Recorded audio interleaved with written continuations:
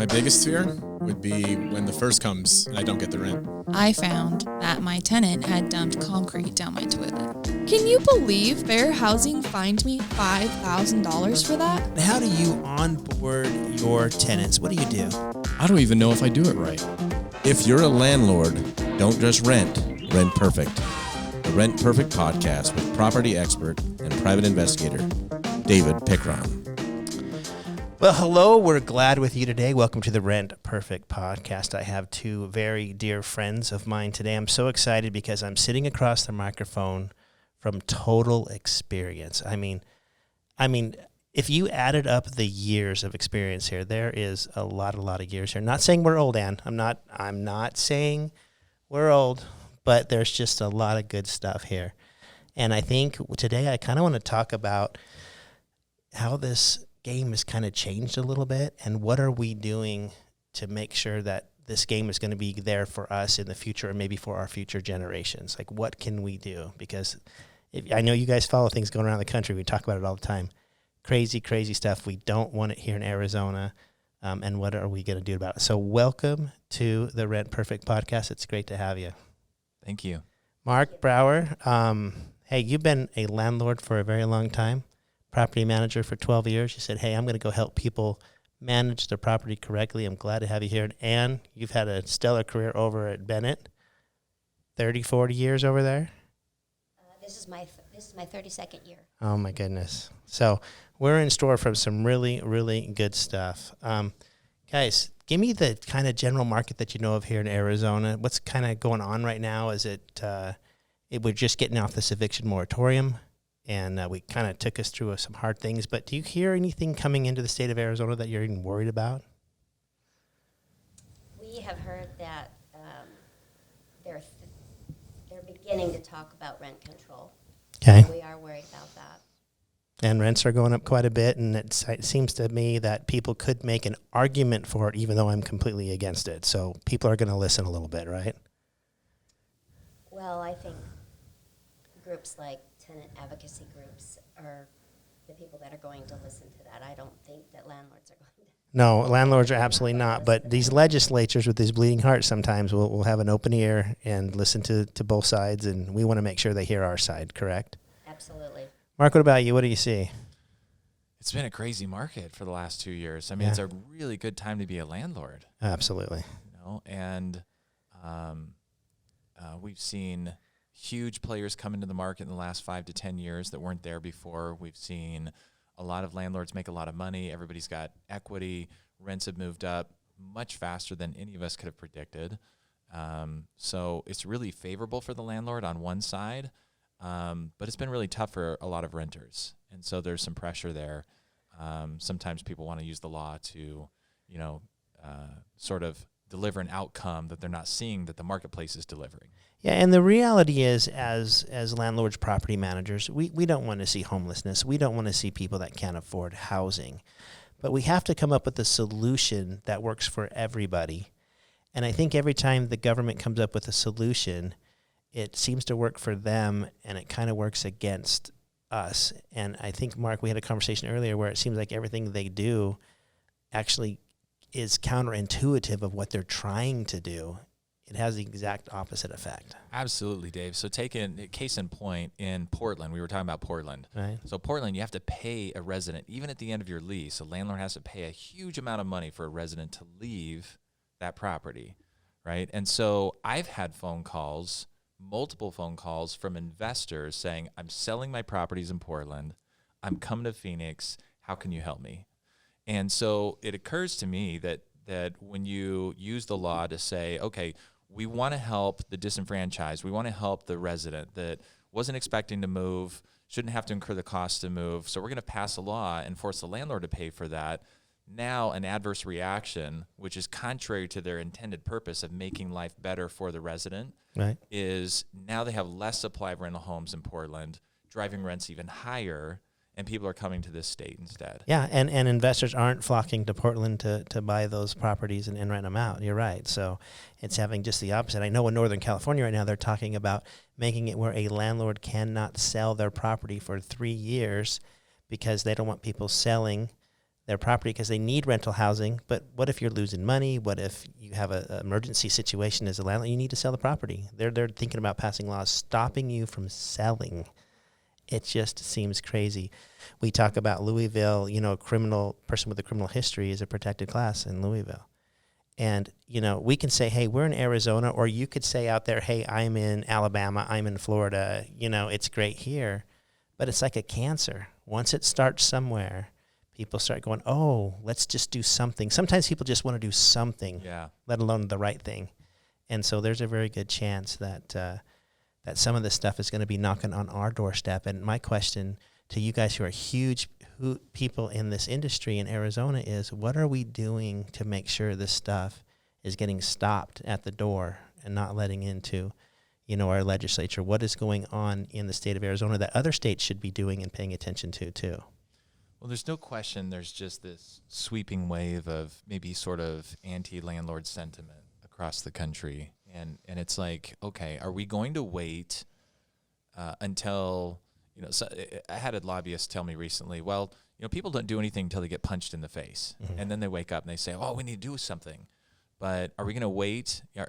Is Arizona going to wait until that happens? Are most states in the country that don't have these urgent issues jumping up and down on our table, are we going to wait until that happens? Or is the time now to lay the groundwork to establish, here's what we want to see. Here are the solutions to these housing issues that are win-win, right? Instead of let's just take property rights away from landlords.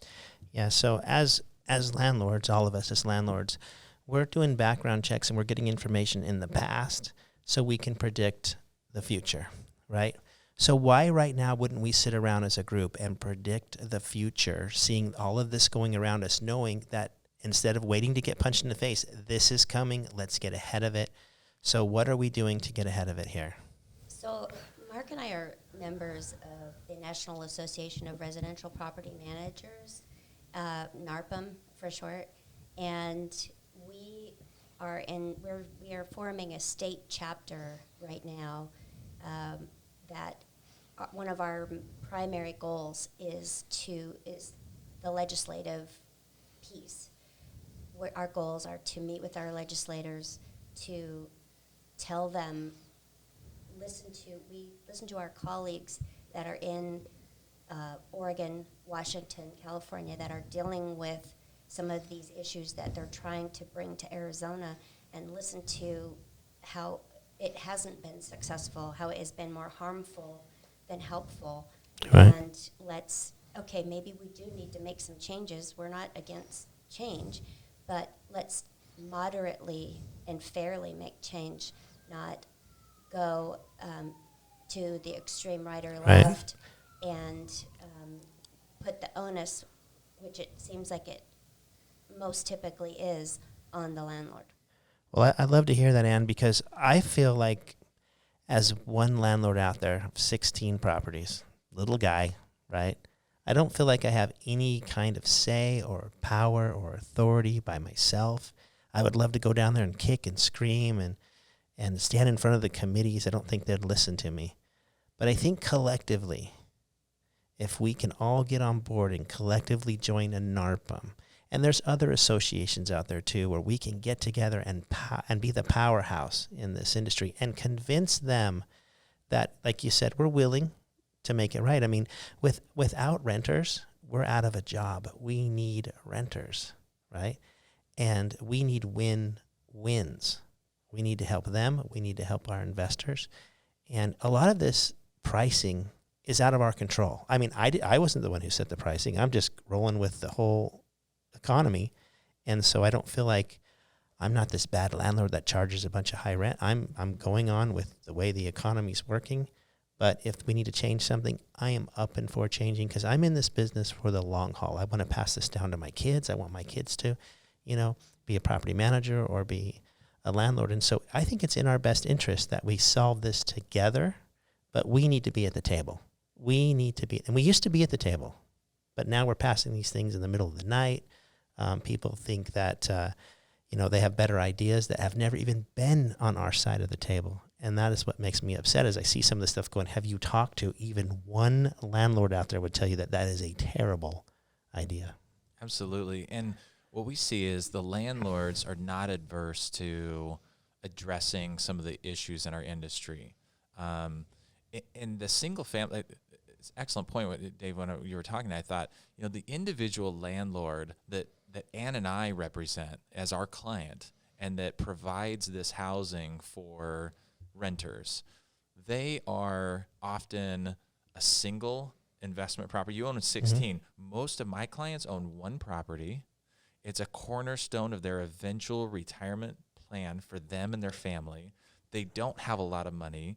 They're not excessively wealthy, sort of this kind of big bad landlord picture that's tempting to paint and try to influence laws because, well, this is just a wealthy individual oppressing renters. It's not the case. And in fact, we have a really powerful opportunity if we can coalesce, if we can bring together the individual landlord. The problem is individual landlord's busy. They feel like they don't have a voice. Right. So how do we pull these voices together that really matter, that can have influence at the legislature? The individual that has one property that's part of their retirement, they want to do the right thing, they don't want to be a slumlord. How do we pull these people together, make it easy for their voice to be heard at the Capitol, instead of just sitting by the wayside and feeling like I'm not empowered to make any change? I don't like what's going on, but I can't do anything. So that's the call that we're trying to answer as a state chapter of NARPM, and saying, let's not wait to get punched in the face. Let's give our individual good people, landlords, a voice. And if necessary, let's put together a political action committee. And just so that when lawmakers, if their constituents or to be a hero for the grieved, right, if they come out and they say, we're going to pass rent control, we want the first thought to go through their head is, I'm going to get a call from NARPM, or I'm going to get a call from this coalition here. Right. And maybe I should rethink that. Right. I love that, because I look at myself during the day running a few companies. I have my properties on the side, but they are my side gig. They are my side. They're not my everyday think about 24 hours a day. Where you guys in your position are in this real estate business 24 hours a day, you're the people I trust to be at the Capitol for me. I don't trust me to be at the Capitol. I'll have something come up, or, it's not my priority as a small landlord. And so I want us small landlords to support organizations like yours, property managers to support organizations like NARPM that say, hey, if we can throw you $10, $20, $100, and you can go down there and save my investments into the future, why wouldn't I be part of that? Sign me up today, right? I mean, rents are up. We talked about it. We should be making more money than we've ever made as landlords. Not proud of that, not saying we're ripping people, not saying any of that, but I'm just saying the market is in our favor at this point. It can change at any time. Why not give that extra little bit to an association that protects what means so much to us? Because we're not going to as small landlords. We have our days are full. We're doing our other things. And so I really appreciate what you guys are putting together, and I want to help you any way I can.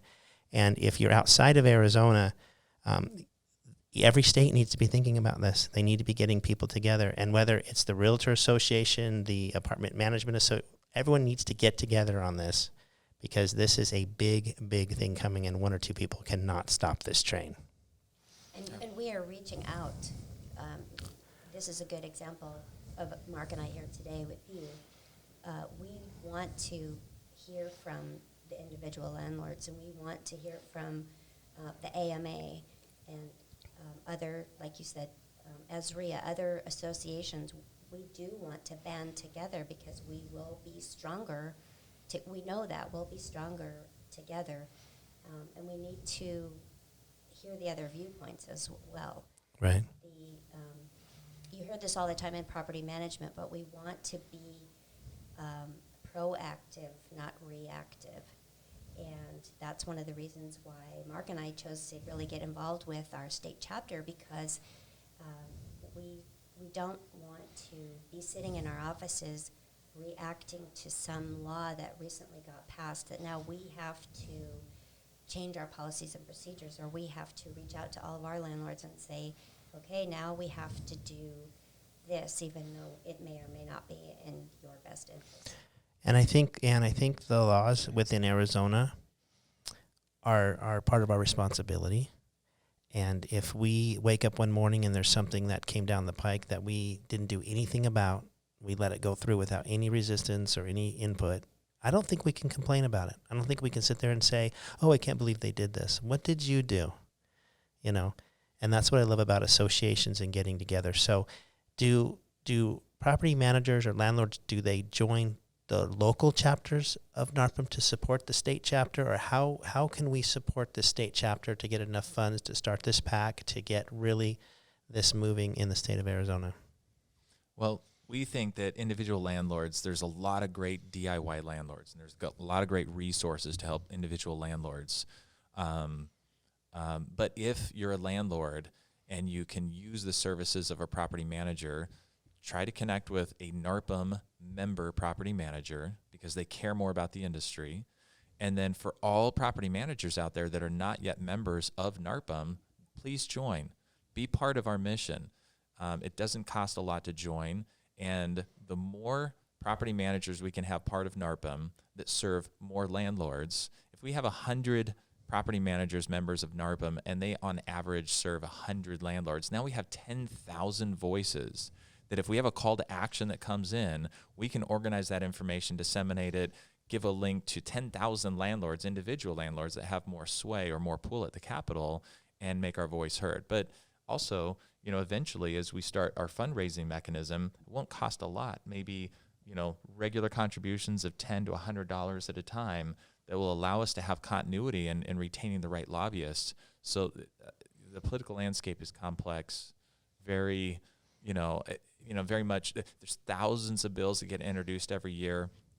And the reason we kind of hear about it after the fact is it takes a lot of time to read all those bills and to have the influence and know the committee leaders and to have influence with individual politicians that you donated to their, campaign originally. Right. So we've got to get a lobbyist. We've got to get somebody that knows people at the Capitol. So we need those funds. And if you're an individual landlord and you are not associated with a property manager or property management company, reach out to your legislator.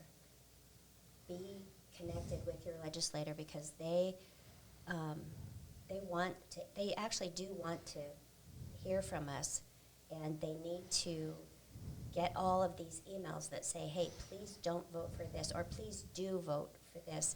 And that's how you can make your voice heard. If you're just we call them onesie twosies, right? You're doing it yourself. It's your side hustle, like you said, right. Dave. You don't have to do it through an association or your property manager. You can go straight to your legislator and communicate with them and make your voice heard too. I think it would be easier for me to just jump on the NARPM bandwagon, but I get what you're saying, but I want to convince everybody to just jump on the NARPM bandwagon. Whether you use a property manager or not, find a way to support. Now, I'm going to switch gears a little bit because I want to put a little plug in for NARPM. I mean, I've been part of NARPM for a long, long time. And I hire a lot of people and I go through a lot of interviews at my companies. I hire a lot of contractors and I go through kind of who I like. And sometimes I'm right in my assessment and sometimes I absolutely blow it.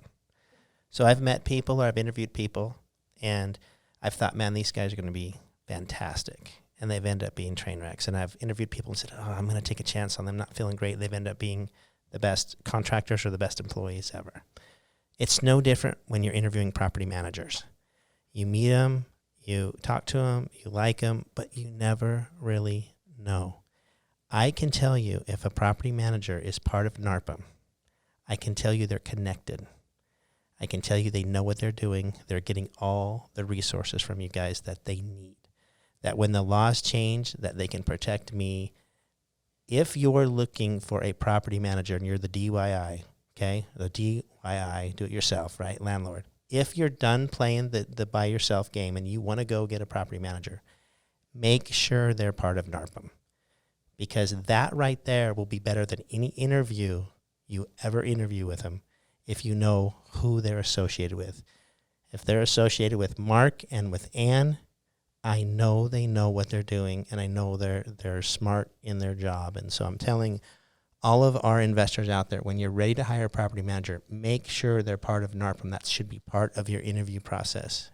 It is that important.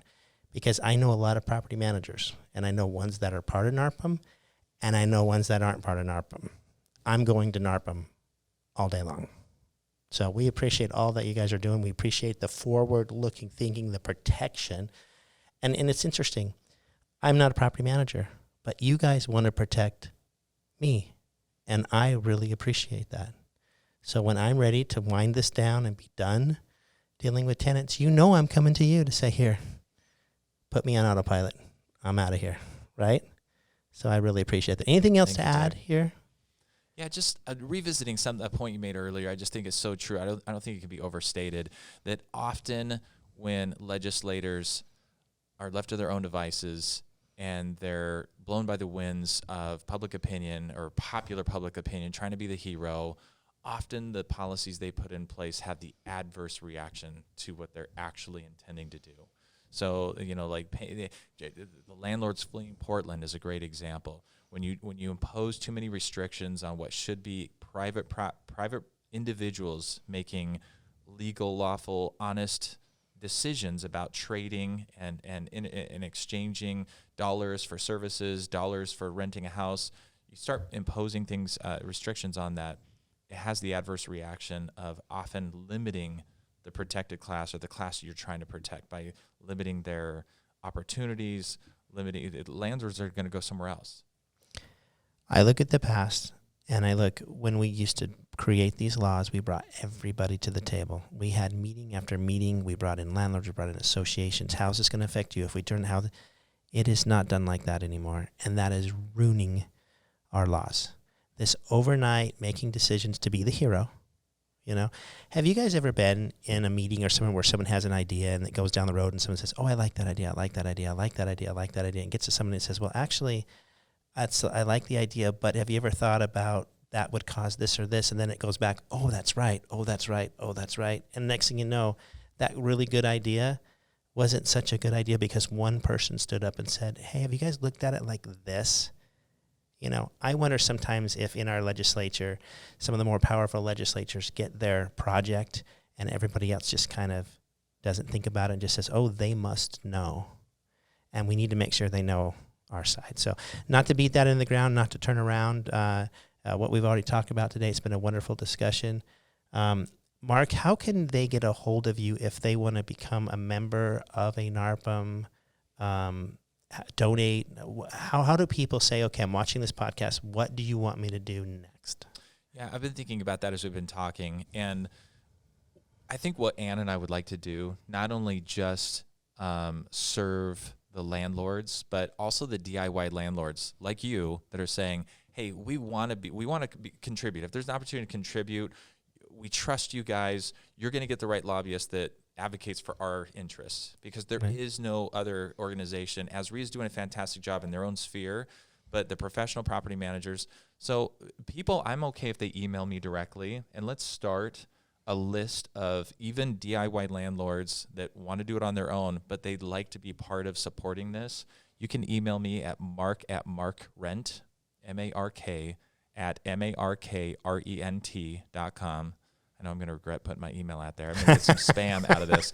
But please, in the spirit of let's pull a coalition together, let's pull a newsletter together, let's give people an opportunity to contribute if they want to. Feel free to reach out to me. I'm the president for 2022, and we'll start gelling and pulling all this together this year. Well, awesome. Ann, thank you. It's always good to see you. Thanks for bringing your expertise, Mark. Awesome. Thank you so much. And we hope that you will for having us. Be part of the bigger organization to keep this industry the best industry in the world. And I really believe that we are in the best industry in the world. Let's protect that. And until next time, continue to rent perfect.